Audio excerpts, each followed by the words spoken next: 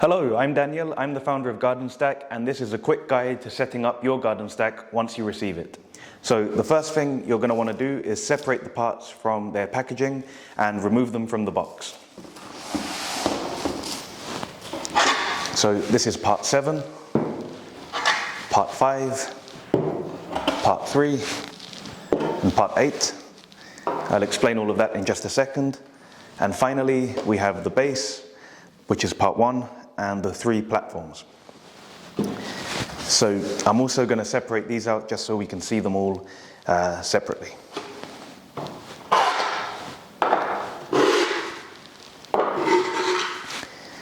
Okay, so the first thing you're going to want to do usually is fill the platforms at this stage with soil.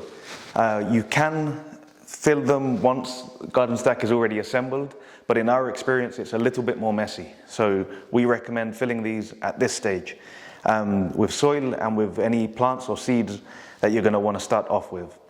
But for the purposes of this video, we're just going to assemble everything empty to show you how it's done. So first of all, you want to connect part 1 and part 2.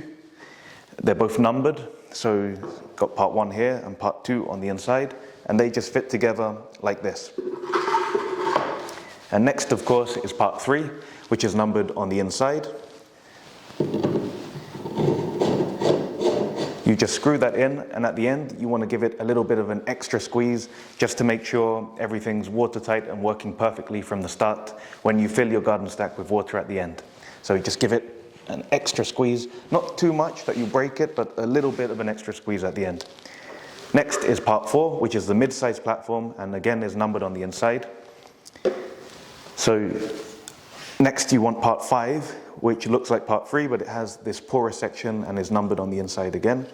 And what I'm going to do here is, once I've put part 5 through part 4, I'm going to lift it a bit just so I can see what I'm doing, and then I'm going to lower it back down. And I recommend that you do the same.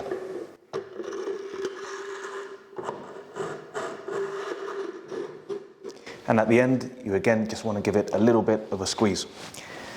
Next is part 6, and we do exactly the same thing again with part 6, which is the smallest platform, and part 7, which is this straight tube.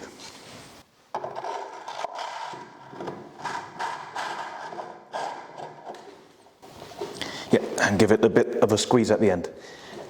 And that's basically it. You would fill your garden stack at this stage with water, and it will start automatically irrigating the 3 platforms.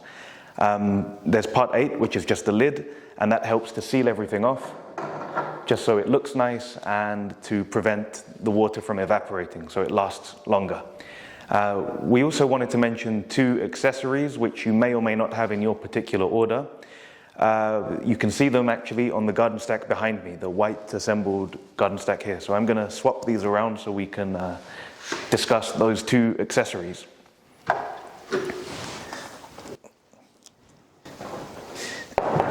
Becomes a little bit heavy once it's full of soil and plants and water on the inside compared to the empty device, of course.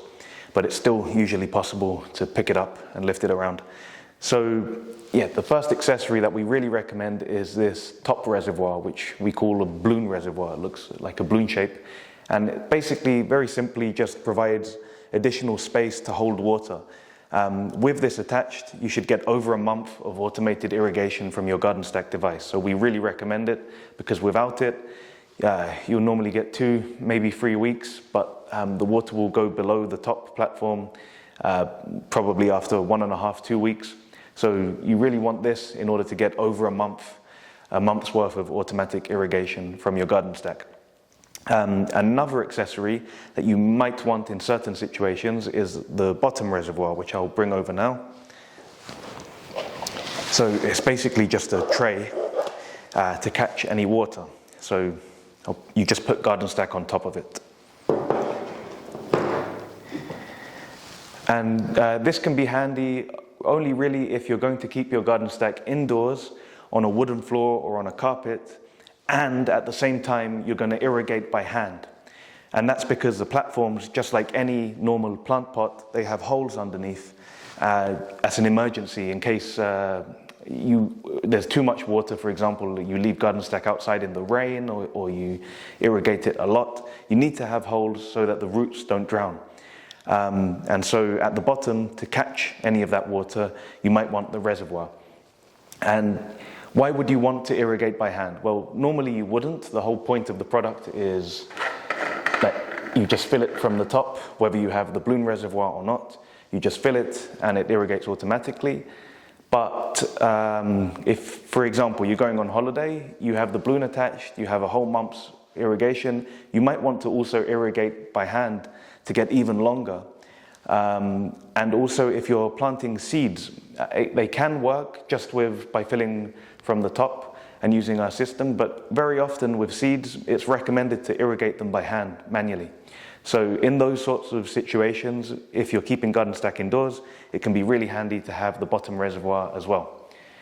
So yeah, thank you for watching, and in future we're going to provide more content, for example, advising you on what exactly you can grow in the different levels of garden stack.